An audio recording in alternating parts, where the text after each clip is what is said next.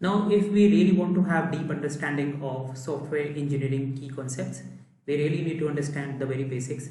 And one of them is the key term stakeholder. So what is stakeholder?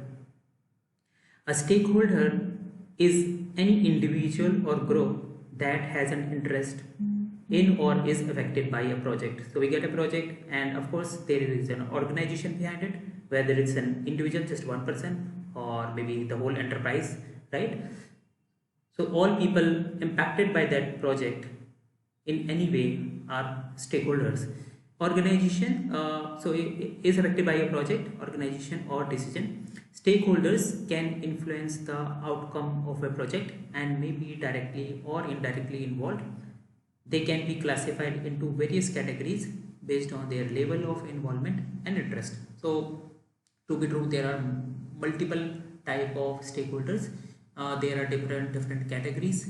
So we have, for example, end users, right?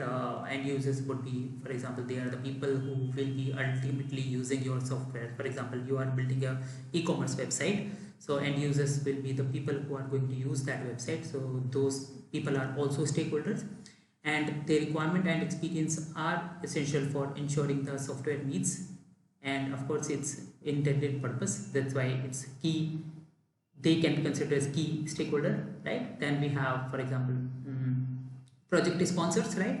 Often responsible for funding the project. These stakeholders have a of course they will have best interest, right, in its success, because they have put money, right? They may also set the project's vision and goals, because they are the key people, right?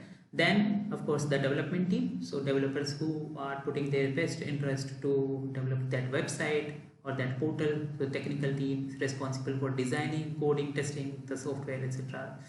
So they are also stakeholder. And then the testing team, or we call it as quality assurance team, right? These individuals, they put their best to ensure that the website or the portal or the system, right, what we have developed is working fine, meeting the expectation, client expectation.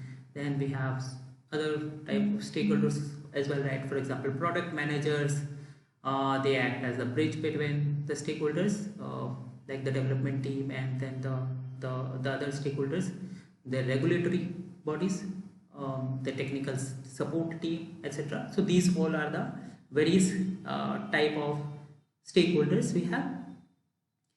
So primarily we can divide into these types, like for example, primary stakeholders, they are directly affected by the project, and this include customers, employees, investors. Secondary stakeholders indirectly affected, such as suppliers, community members, government agencies.